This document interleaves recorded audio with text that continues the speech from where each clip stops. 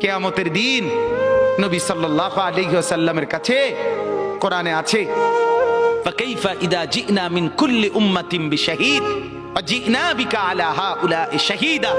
নবীকে বলছে আল্লাহ, বন্ধু আপনার উম্মতের প্রত্যেকের আমলনামা আমি আপনার হাতে দেখাবো, আপনার হাতে,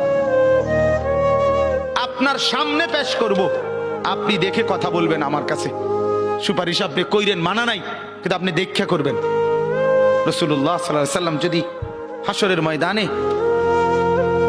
এরকম আমলনামা খুলে উল্টায় আর পৃষ্ঠার পর পৃষ্ঠা দেখে ফজর নাই, জোহর নাই, আসর নাই, মাগরিব নাই, এশা নাই, শনিবার রবিবার, মদ জুয়া, অবৈধ উপার্জন, গান বাদ্য, নাটক, সিনেমা, জিনা, ব্যভিচার, বেহায়া, বেপর্দা সব উল্টায়, আল্লাহর নবী সাল্লাল্লাহু আলাইহি সাল্লাম তখন বলবে, উম্মত কি এটা?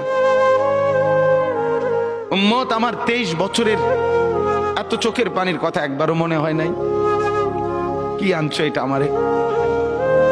উম্মত তুমি জানো না আমি যে তায়েফের পাথরের আঘাতে পুরা পিঠ চালনির মতো ঝাঁঝরা বানায় ফেলছে আমার? শোনো নাই তুমি? আমারে যে উহুদের ময়দানে দান দান শহীদ করে রক্তাক্ত করছে, তুমি শোনো নাই? আমি যে 14 দিন পেটে ক্ষুধার তাড়নায় পাথর বাঁধছিলাম, উম্মত তোমার মনে নাই?